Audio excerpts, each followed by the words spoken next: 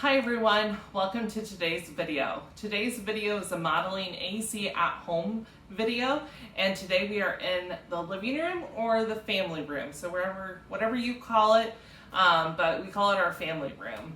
And so we are in here, and I'm going to talk about access to communication and then ways that different functions of communication that we can provide aided language input for. Okay, so we're in the living room. Sometimes I've talked about in my other videos for modeling AAC at home, and if you haven't watched them, please go check them out. But talk about how sometimes it can be cumbersome to have, if your student is on an AAC system that may be high-tech or even mid-tech, it can be cumbersome to kind of carry that around all the time. So having a low-tech option is super nice.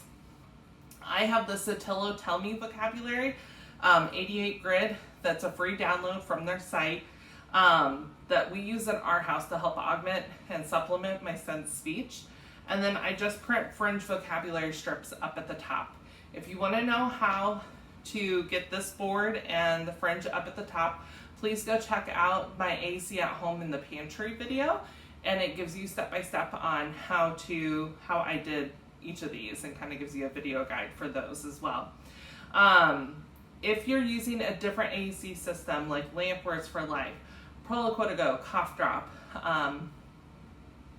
any of those, Snap Core from Toby Diavox, any of those, you can still get these manual communication core boards free from their website, and then be able to use them for access to communication. Because access is kind of our first point. We have to have access to communication before we can provide that aided language input or have them be able to communicate to us as well and initiate and respond. Okay, so there's the tip with access. Fringe vocabulary up at the top. I used my free download emulator from Saltillo called Chat Editor. There's a video for that at Basque AAC. I'm a co-collaborator on that site as well. And we have a video walking you through step-by-step for that. Otherwise, you can always just use the whole snip and paste method. Snippy tool if you're using a PC computer. And on Mac, you can Google how to do it as well. But you can snip pictures and then put together a fringe strip to go at the top for other vocabularies too.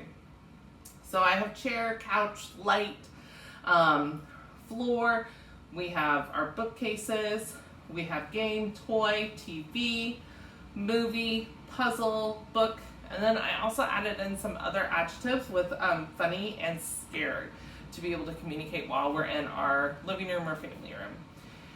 And so some different functions of communication that I might provide aided language input for while we're in our living room or family room would be requesting. So they can tell me that they want to watch something, or they want the TV on, or maybe they want a different channel or a different show, or they want a movie, or they could say read a book because they're wanting to read a book, or that they want to get a puzzle. So those are all things that they could request while we're here in our family room and living room.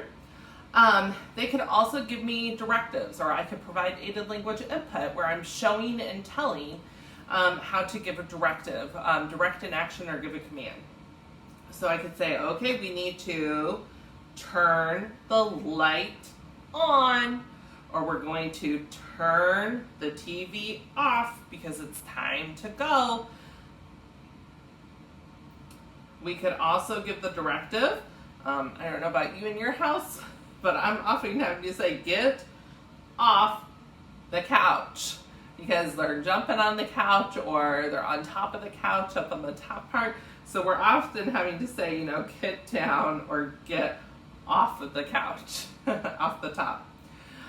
So those are all some directives that we could do.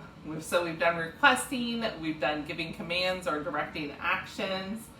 We could comment. So if we're doing a puzzle, oh, we need a different piece, or we need to turn it to make it go in. We could comment on that we like the movie, or maybe we don't like the movie, or the movie was funny, or that show was scary.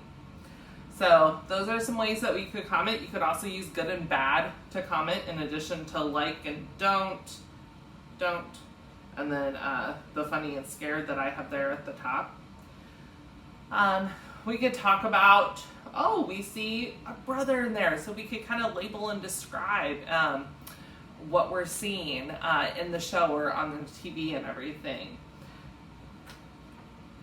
So those are some different options. Oh, and I had floor and game on here because we do have games in here. Or sometimes they just want to play on the floor. So I could ask them a question like, where are we gonna play? You know, we could play at the end table, or they could tell me that they want to play on the floor. And so we'll get down on the floor and put a puzzle together or do a game down there. So those are some different communication functions that you can provide aided language input for while you're in the living room, and then how to have access to the communication. If you have a high-tech or a mid-tech AAC device, that's great, or if your child's using sign language too, that's great. But low-tech options are also a nice way just as a backup to have. It's also a visual reminder for us that we should be providing aided language input to them while we're in this room and for a variety of communication functions. And so I just like to keep this board, it's on paper right now, but you could laminate these, put these in a page protector. I mean, they're reproducible too, so if they do get torn up. But I do, sometimes I'll clip it just to the front of a basket, or I'll put it inside of our entertainment center here, the cabinet. But just making sure that it's around and easily accessible. All right, thank you so much for watching this video. I hope you enjoyed it. If you did, give me a thumbs up that you liked it below. But more importantly, it would mean the world to me if you would subscribe to my video and my YouTube channel. Turn on the bell so that you get notifications for whenever I upload new videos. And if you like, please leave a comment. I would love to hear any feedback that you have. Thank you so much. Bye.